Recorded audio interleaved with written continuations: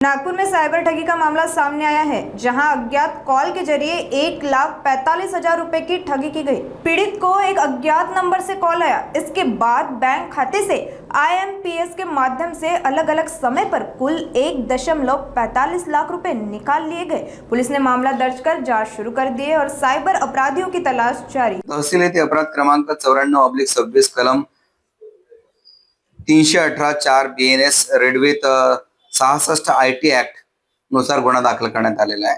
सदर गुन्ह्यातील फिर्यादी सुकेश प्रदीप निमजे वय 45 वर्षे, संचालक पॅराडाईज पब्लिक स्कूल, होलसेल कपडा मार्केट जवळ गांधीबाग नागपूर यांचं सारस्वत कोऑपरेटिव्ह बँक गांधीबाग येथे अकाउंट आहे आणि त्यांना अचानक दिनांक 3 फेब्रुवारीला रात्री 12 वाजताच्या दरम्यान एक मेसेज आला आणि फोन आला की तुमच्या अकाउंट मधून 25,000 रुपये कट करण्यात आलेले आहे, डेबिट करण्यात आलेले आहे। तर त्यांनी त्याबाबत रात्र असल्यामुळे तेवढी काही म्हणजे माहिती दिली नाही पोलीस स्टेशनला। दुसऱ्या दिवशी त्यांनी पोलीस स्टेशनला तक्रार दिली आणि त्याबाबत बँकेला सुद्धा संपर्क साधला असता दुसऱ्या दिवशी पर्यंत त्यांच्या अकाउंट मधून 1,45,000 रुपये कोणीतरी अज्ञात इसमाने काढून घेतलेले होते। सदरचं ट्रान्झॅक्शन जे आहे ते ऑनलाईन झालेलं आहे आणि त्याच्यामध्ये IMPS द्वारा पैसे काढण्यात आलेले आहे आणि सदर आरोपी एक्झॅक्टली कोण आहे, काय आहे आणि त्यांनी अजून किती जणांची फसवणूक केलेली आहे या संपूर्ण तपासाकरिता आम्ही सदरचा गुन्हा दाखल केलेला आहे।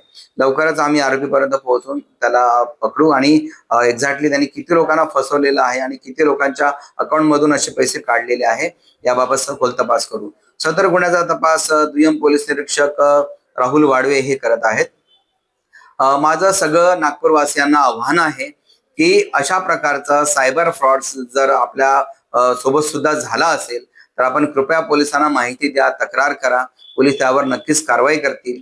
आणि अशा प्रकारचं कोणीही आपल्याला फोनद्वारे OTP मागत असेल, यातील ज्या गुन्ह्यातील जे फिर्यादी आहे सुकेश निमजे यांना सुद्धा OTP मागण्यात आला होता, पण त्यांनी OTP देण्यास नकार दिला, तरी सुद्धा त्यांच्या अकाउंट मधून पैसे डिडक्ट झालेले आहेत।